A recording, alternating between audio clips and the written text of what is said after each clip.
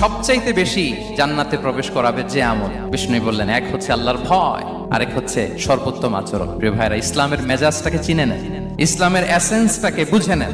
আমরা ভালো আচরণকে গুরুত্ব দিতে চাই না। অনেক নামাজি লোক দেখবেন নামাজ পড়তে পড়তে কপালে কালো দাগ ফেলে দিচ্ছে, বাসায় বউয়ের সাথে খারাপ আচরণ করে, খিটখিটে মেজাজের, প্রতিবেশীর সাথে শুধু ঝগড়া, কলিগদের সাথে ঝগড়া, মারামারি, দুঃসম্পর্ক, এরকম আছে না নাই বলেন? আছে না? কিন্তু নামাজি, অনেক বড় হাজি, একদিনও কোরআন তেলাওয়াত মিস হয় না।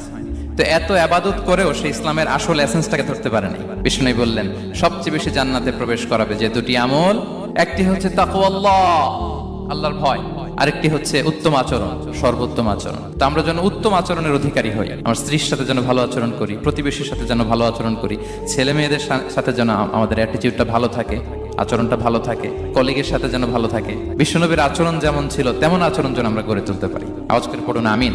সুনানে আবু দাউদের এক